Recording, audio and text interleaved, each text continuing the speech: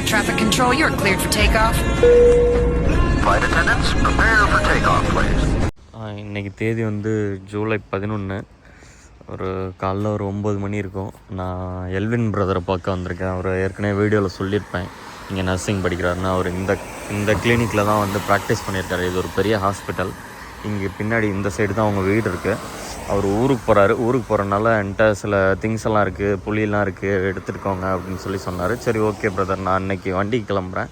காலையில் 9 மணி ஆகுது. ஒரு 10-11 மணிக்கு நம்ம கம்பெனிக்கு போனோம்னா அவங்க டாக்குமெண்ட்லாம் சைன் பண்ண சொல்லுவாங்க, நிறைய டாக்குமெண்ட்டு. அதெல்லாம் சைன் பண்ணிவிட்டு நமக்கு வந்து ஈவினிங் வந்து ஒரு 4 மணியை போல் இந்த வண்டியை நீ ஃபாலோ பண்ணு அப்படின்னு சொல்லி அந்த வண்டியை வந்து வேற ஒருத்தவங்கள்ட்ட ஹேண்ட் ஓவர் பண்ணுவாங்க, நம்மள்ட்ட ஹேண்ட் ஓவர் பண்ண மாட்டாங்க. அந்த வண்டியை அவங்கள்ட்ட கொடுத்து நம்மகிட்ட எங்கடா இருக்கும் லொக்கேஷன்னு கேட்பான். கேட்டோடனே நம்ம லொக்கேஷனை சொன்னோம்னா ஃபஸ்ட்டு எடுத்தோடனே நம்மளது தான் ஏற்றுவான். ஏண்டானா நம்மளது தான் லாஸ்ட்டாக இறக்குவான். அதனால் ஃபஸ்ட்டாக நம்மளதை ஏற்றிட்டு அப்படியே போகிற வழியில் ஒவ்வொருத்தவங்களா இறக்கிவிட ஏற்ற எப்பவும் போல் தான், வழக்கம் போல் இருக்க ப்ரொசீஜர் தான். அதை பண்ணோனுங்க. வண்டிக்கிட்ட போனால் என்னோடய வண்டி வந்து பாகிஸ்தானி தான் ஒருத்தன் ஓட்டிக்கிட்டு இருக்கான். என்ன வண்டின்றது சர்ப்ரைஸாக இருக்கட்டும், வண்டிக்கு போய் நான் காட்டுறேன். இந்த தடவை கொஞ்சம் அட்வான்ஸ் மாடல் தான், பழைய மாடல் இல்லை, கொஞ்சம் அட்வான்ஸ், ரொம்ப அட்வான்ஸ்டு இல்லை, கொஞ்சம் அட்வான்ஸ்டு மாடலு. பார்ப்போம் என்னன்றது. வண்டி எப்படி இருக்குது என்னன்னு தெரியல. நானும் இன்னும் ஃபோட்டோ வாங்கி பார்க்கலாம். அந்த பாகிஸ்தானி வந்து ஆல்ரெடி எங்கள் ரூமில் தான் ஸ்டே பண்ணியிருந்தான், பக்கத்து ரூமில் தான் ஸ்டே பண்ணியிருந்தார். இப்போ ஒரு பாகிஸ்தான் போகிறாரு. போய் பார்ப்போம் வண்டிக்கிட்ட போயிட்டு. இப்போ எல்வினை மீட் பண்ணுவோம். எல்வினை மீட் பண்ணி திங்ஸை வாங்கிட்டு அவரையும் உங்களுக்கு வீடியோவில் இன்ட்ரோ கொடுக்குறேன், எல்வின் பிரதரை. வந்துட்டார் எல்வின்.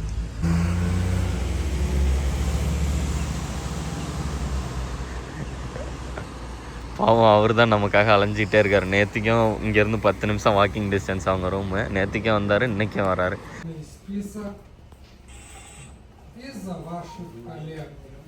Так что не везем табака, не везем оружие, наркотиков, алкоголя. Эти одноразовые заработки может привести к плачевному концу, как вы понимаете. И это, конечно, мелкие ребята. இது மாதிரி ஒரு பேப்பர் கொடுப்பாங்க. அந்த பேப்பரில் வந்து எல்லா டிபார்ட்மெண்ட்லேயும் நம்ம வந்து கிளாஸ் அட்டன் பண்ணி சைன் வாங்கினோம். அந்த டைமிங் மென்ஷன் பண்ணியிருக்காங்க பார்த்தீங்களா, அந்த டைமிங்க்கு அந்தந்த கிளாஸ் அட்டன் பண்ணி நம்ம சைன் வாங்கணும். ஆனால் அது ஆங்கிலத்தில் நடத்த மாட்டாங்க, அவங்க ரஷ்யனில் தான் நடத்துவாங்க. இந்த மாதிரி புது வண்டியெல்லாம் எடுத்து இங்கே உள்ளார நிப்பாட்டி வச்சுட்டு என்ன அழகு பார்த்துட்ருக்காங்கன்னு தெரிய மாட்டேங்குது. இன்றைக்கி காலையில் என்னோடய வண்டிக்கு நான் வண்டிக்கில் ஆஃபீஸுக்கு கிளம்பி அந்த வீடியோ எடுத்திருப்பேன், இன்ட்ரோ வீடியோ எடுத்த அடுத்த 2வது நிமிஷம் என்னோடய பழைய மேனேஜர் எனக்கு மெசேஜ் பண்ணுறான். ஓ மை காட் அப்படின்னு நினச்சேன். Hi, plan will be changed, you are going to work with me, நீ என் கூட தான் வேலை பார்க்க போகிற. அந்த மேனேஜருக்கு வேறு ஒருத்தர் வந்துட்டார் அப்படின்னு சொன்னான். நான் ரொம்ப சந்தோஷமாக இருந்தேன். சரி, புது மேனேஜரு, அந்த மேனேஜர் வந்து நம்மளை டிஸ்டர்பே பண்ண மாட்டார். இப்போ எப்பட்றான்னா, இன்றைக்கி லோடு ஏற்றுறோம், நாளைக்கு மறுநாள் தான் லோடு இறக்கணுன்னா நாளைக்கே போய் இறக்குன்ற மாதிரிலாம் டார்ச்சர் பண்ண மாட்டார். அவர் பாட்டில் இருப்பார். நம்ம அந்த டைமிங்க்கு நம்ம போகணும், டைமிங்க்கு ஏற்றணும், டைமிங்க்கு இறக்கணும். ஆனால் இவர் அப்படி இல்லை. அந்த ஒரு 1000 கிலோமீட்டர் இருந்தாலும் நாளைக்கே போய் இறக்கு, 9 ஹவர்ஸ் ரெஸ்ட்டு போதும் அப்படின்ற மாதிரி அந்த ஒரு கண்டிஷன்லேயே புஷ் பண்ணிக்கிட்டே இருப்பாங்க. அதில் ஒரு கடுப்பாக இருந்தது எனக்கு. நடாது அப்படின்னு நினச்சிட்டு இருந்தேன். அதுக்கு பார்த்தா இவனே வந்துட்டான். மறுபடியும் இவங்கிட்ட தானே அவன் வேறு சிரிக்கிறான், வேறு அந்த மேனேஜர் வேறு என்னை பார்த்துட்டு, மறுபடியும் நீ என் கூட வந்துட்ட அப்படின்ட்டு. ஏன்டடே, ஒரு தடவை ஒன்று வச்சுட்டு பட்டப்பாடு பத்தாதான், இனிமேலும் மாடா அப்படின்னு நினச்சேன் நான். சரி, ஓகே, நமக்கு கிடைச்சது அவ்வளோதான். பஸ்ஸு வந்து நமக்கு செக்லிஸ்ட்டு கொடுத்துருக்காங்க. நம்ம எப்படி ட்ரக்கை செக் பண்ணுறோமோ அதே மாதிரி பஸ்ஸையும் வந்து செக் பண்ணணும். செக் பண்ணிவிட்டு தான் இந்த தடவை இவர் தான் சீனியர், இவர் தான் இட்டாலி போகிறாரு, இவர் தான் பஸ்ஸுக்கு இன்சார்ஜு. एक मिनट मैं आएगा. மணி 6 மணி ஆகுது. கம்பெனியை விட்டு இப்போ தான் வெளியாகிறோம்.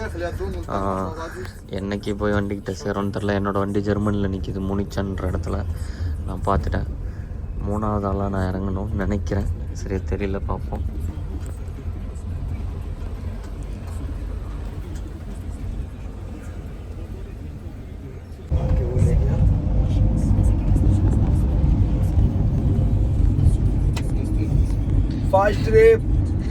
நைட்டு மணி ஒரு 10:45 ஆகுது. கிளம்புனதுலேருந்து ஒரு 200-250 கிலோமீட்டர் 200 கிலோமீட்டர் பாஸ் பண்ணியிருப்போம். இப்போ தான் எனக்கு லொக்கேஷன் கிடச்சிது நம்ம வண்டி எங்கே இருக்குன்னு. அது போட்டு பார்த்தேன் 1400 கிலோமீட்டருக்கு மேலே இருக்குது. நான் டைரெக்டாக போனாலே 1400 கிலோமீட்ரு. இவங்க எங்கெங்கே போயிட்டு அவன் இறங்குறான்னு தெரியல. இந்த தடவை வண்டியில் இருக்க எல்லோரும் வண்டி ஓட்டுறதுக்கு சோம்பேறிக்கு சோறு விற்றவனாக இருக்கானுங்க. அதனால் நம்மளும் ஓட்ட வேண்டியது இருக்கும் இந்த தடவை. பார்ப்போம், அடுத்து ஃபஸ்ட்டு ஒருத்தனை இறக்கி விட்டுட்டு அடுத்து நம்ம கூட வண்டி எடுத்து நம்ம லொக்கேஷனை பார்த்து ஓட்டுவோம். போனேன்னா நம்மளோட வண்டியை நம்ம யாரோ வந்து நம்ம வண்டியை சேஞ்ச் பண்ணுறோமோ அவங்களோட அப்பா வந்து இறந்து போயிட்டார். அந்த சிங்கோட அப்பா அவர் வந்து ஊருக்கு போகணும், ரொம்ப அழுதுகிட்டே உட்காந்துருக்காரு. அவர் பாவம் எல்லாருக்கும் நடக்கிறது தானுங்க. இந்த யூரோப்பில் இருக்கிற மிக கஷ்டமான விஷயமே அதுதான். நல்லதுக்கு போக முடியலனாலும் கெட்டதுக்கு போக முடியாது, எடுத்த உடனே போயிட முடியாது. அதனால் எவ்வளோ சீக்கிரமாக இங்கேருந்து சம்பாரிச்சிட்டு கிளம்புறோமோ அவ்வளோ சீக்கிரம் நமக்கு நல்லது. போலாண்ட பார்டரில் இருக்க எங்கள் கம்பெனி பங்கு.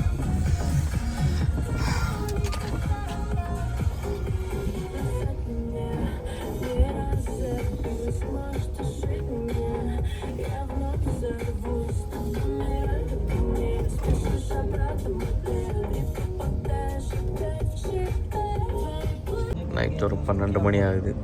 போலாண்டு பார்டருக்குள்ள என்ட்ரானோம். போலீஸ் பிடிச்சி வச்சு பாஸ்போர்ட்டு டிஆர்சிலாம் வாங்கி பார்த்தாங்க. ஒரு 1/2 hour ஆச்சு அவங்க செக் பண்ணி அனுப்புகிறதுக்கு. ஓகே, அடுத்து முன்னாடி போய் ஒரு ரெஸ்டாரண்ட்டில் சாப்பிடுவாங்க. ஏன்னா எல்லோரும் பசியில் இருப்பாங்க, போலாண்டில் வந்தால் சாப்பிடுவாங்க. வாங்க போய் பார்க்கலாம்.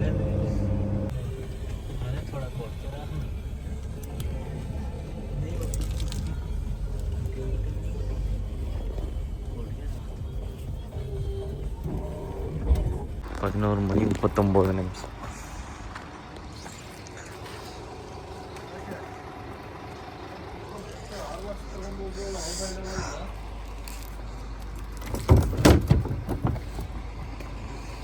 €8. இது வந்து போலாண்டு ஸ்லாட்டில் வந்து பார்த்திங்கன்னா 36. €8 80 கிட்டத்தட்ட €9. இது வந்து சிக்கனு, உருளைக்கிழங்கு, கோஸு, 36 रोटी लिया इसका चिकन का तो वो 14 €. காலையில் 4:30 மணி ஆகுது. அடுத்த டிரைவர் எடுத்து ஓட்டிகிட்டு இருக்காரு. அவர் கொஞ்சம் தூரம் ஓட்டின பிறகு அடுத்து நான் போலாண்டுக்குள்ளே போயிட்டுருக்கோம்.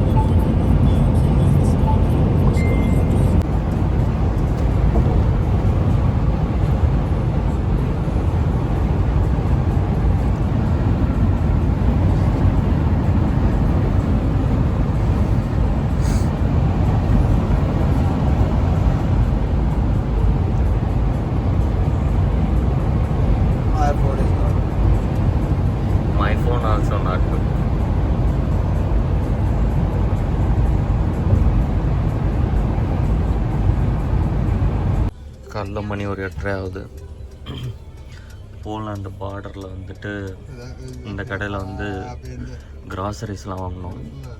ஏன்னா போலாண்டில் வந்து ஸ்லாட்டியில் வந்து €1 கொடுத்தோம்னா 4 ஸ்லாட்டி வரும். கிட்டத்தட்ட 3.50 3.80 அந்த மாதிரி வரும். 165 ஸ்லாட்டிக்கு வாங்கினேன். அது கிட்டத்தட்ட €39 பில் ஆனிச்சு. நான் ஏற்கனவே ரூம்லேருந்து புளி சாதம் கிண்டி கொண்டு வந்துட்டேன். அதை சாப்பிட்டுட்ருக்கேன். எல்லோரும் அவங்கவுங்க ப்ரெட்டு அந்த மாதிரி வச்சுருந்தாங்க. சாப்பிட்டுட்டு வண்டி எடுத்துட்டோம், போயிட்டுருக்கோம். இப்படி தான் நம்ம வண்டிக்கு போகிறோன்னா முன்னாடியே ப்ரிப்பேர் பண்ணி வச்சுக்கணும், கட்டி சோறு கட்டி வச்சுக்கணும். அப்போ தான் நமக்கு சாப்பிட்றது கரெக்டாக இருக்கும். இல்லைன்னா பட்னியாக தான் கிடக்கணும். நிறைய ஃபியூவல் ஸ்டேஷனில் ரொம்ப விலை விற்கும். ஓகே,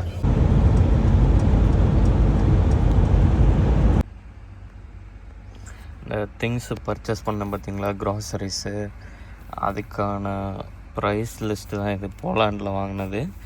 கிட்டத்தட்ட வந்து பார்த்திங்கன்னா 165 ஸ்லாட்டி, 165 ஸ்லாட்டி. இது வந்து நம்ம யூரோவில் கன்வெர்ட் பண்ணோம்னா 39 யூரோ. கிட்டத்தட்ட எல்லாமே ஒன்று தாங்க. ஒன்றுன்னு நான் சொல்ல முடியாது. ஏன்னா நான் 1 கிலோ கிட்ட மீன் எடுத்தேன், ஒரு 400 கிராம் இறால் எடுத்தேன். அதுவே கிட்டத்தட்ட 7-8 யூரோவுக்கு மீன் அதெல்லாம் 7-8 யூரோவுக்கு மேலே. இந்த மாதிரி ஒவ்வொரு பொருளும், ஏன்னா இங்கெல்லாம் வாங்க முடியாது நம்மளால், கொஞ்சம் பெரிய விலையாக இருக்கும். அதனால யோசிப்போம். ஸ்லாட்டின்றதுனால கண்ணுக்கு தெரியாதுன்றதுனால வாங்கிட்டு தானே இது பண்ண போகிறோம், பைசா கொடுக்குறோம். முன்னாடி தெரியிற ரோட் போர்டு பாருங்கள், என்னென்ன போட்டிருக்குன்னு. PL DCZன்னு போட்டிருக்கு பார்த்தீங்களா. CZனா செக் ரிப்பப்ளிக், PLனா போலாண்டு, Dனா ஜெர்மனி. அந்த போர்டில் கொடுத்துருக்க அந்த இதை வச்சு நம்ம கண்டுபிடிச்சிக்கலாம். அந்த கோட் வேர்டை வச்சு அந்த ட்ராக்கு ஜெர்மனியை நோக்கி போகுது, இது செக் ரிப்பப்ளிக்கை நோக்கி போகுது, இது போலாண்டை நோக்கி போகுது அப்படின்றத நம்ம வந்து தெரிஞ்சுக்கணும். இப்போ சில பேர் கண்ணாடி போடுறவங்க வந்து எனக்கு கண்ணாடி போடுறது பிரச்சனையா அப்படின்னு டிரைவிங்கில் கேட்குறாங்கல்ல, அவங்களுக்கெலாம் நான் என்ன சொல்ல விரும்புகிறேன்டான்னா, இந்த மாதிரி போர்டு வந்து தூரத்தில் இருக்கும்போது நீங்கள் கண்ணாடி போட்டு பார்க்குறது, தூரத்தில் ஒரு ஆப்ஜெக்ட் கிடந்தால் கண்ணாடி போட்டு பார்க்குறது, அதாவது கிட்ட பார்வை தூரப்பார்வைன்னு 2 விதம் சொல்லுவாங்கள்ல. இப்போ தூரப்பார்வை இருக்கவங்களுக்கு தூரத்தில் இருக்கிறத கண்ணாடி போட்டு பார்த்துட்டு, பக்கத்தில் காலுக்கு கீழே ஏதாவது இருக்குது, ஒரு ஆப்ஜெக்ட் கிடக்குது, இல்லை ஒரு நம்ம மேப்பை டக்குன்னு கீழே இருக்கிற எழுத்தை பார்க்கணும் அப்படின்னா அந்த இடத்துல நீங்கள் வந்து சிரமப்படுவீங்க.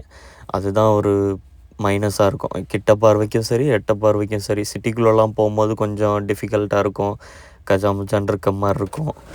அது மட்டும் இல்லாமல் அப்புறம் வந்துட்டு அந்த கலர் பிளைண்ட்னஸ்லாம் நீங்கள் இப்போ ஊர்லேருந்து கொண்டு வர ஐடிபியை மட்டும் வச்சு ஓட்டிக்கிட்டு இருந்தால் ஓரளவுக்கு ஓகே. சப்போஸ் நீங்கள் லைசன்ஸ் எடுக்க போய் அங்கே கலர் பிளைண்ட்னஸ் செக்லாம் பண்ணாங்கன்னா அது வந்து சாத்தியமே இல்லை, வாய்ப்பே இல்லை. ஏன்னா ரெட்டாக இருக்கிறத நீங்கள் வேறு கலராக பார்த்துட்டு சப்போஸ் ப்ரொசீட் பண்ணிட்டா போச்சு, க்ரீனாக இருக்கிறத வேறு மாதிரி யோசிச்சுட்டு ஸ்டாப் பண்ணிட்டாலும் போச்சு, என்ன வேணாலும் நடக்கலாம், மிகப்பெரிய விபத்து. மணி கரெக்டாக 11 மணி ஆகுது. 10 மணி 51 நிமிஷம். ஜெர்மன் பார்டர் கரெக்டாக க்ராஸ் பண்ணுறோம். இங்கேயும் ஒரு செக்கிங். ஒரு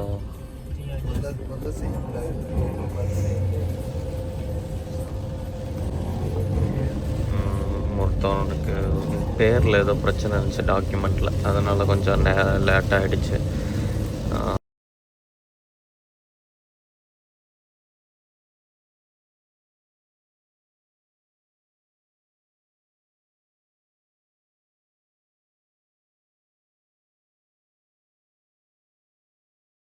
This way, tell this way.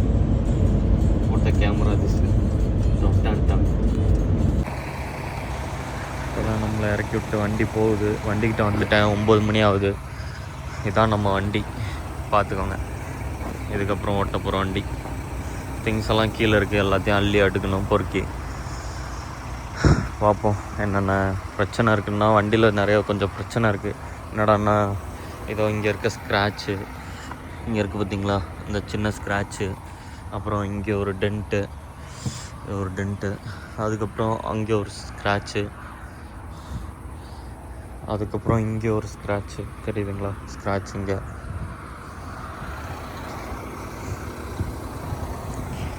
வேறு எதுவும் சொல்ல போனால் இந்த இது உடஞ்சிருக்கு, இங்கே உடஞ்சிருக்கு பார்த்தீங்களா இந்த பவர் மிரரோட கவரு. அப்புறம் இங்கே ஒரு ஸ்க்ராச்சஸ் இருக்குது பாருங்கள். மற்றபடி வேறு எதுவும் அந்தளவுக்கு இல்லை. அதுக்கப்புறம் வந்து இந்த ஸ்டெப்னி ப்ராக்கெட்லாம் வந்து டென்ட்டாக இருக்குது, தெரியுதுங்களா ஸ்டெப்னி ப்ராக்கெட் டென்ட்டு. இந்த பம்பர் வந்து டென்ட்டு. டயர்லாம் செக் பண்ணிவிட்டேன், நல்லா தான் இருக்குது. நம்ம பத்திரமா பார்த்துக்கணும். அதுக்கப்புறம் வந்து இந்த டோர் கரெக்டாக க்ளோஸ் ஆகலை, அது ஒழுங்காக மூடல. அவ்வளோதாங்க. வண்டியில் இவ்வளோ பிரச்சனை இருக்குது. இன்டீரியரில் எவ்வளோ இருக்குதுன்னு தெரியல, பார்ப்போம் நம்ம போக. இதோடு முடிச்சுக்கிறேன் இந்த வீடியோவை. எல்லோரும் பத்திரமா இருங்க.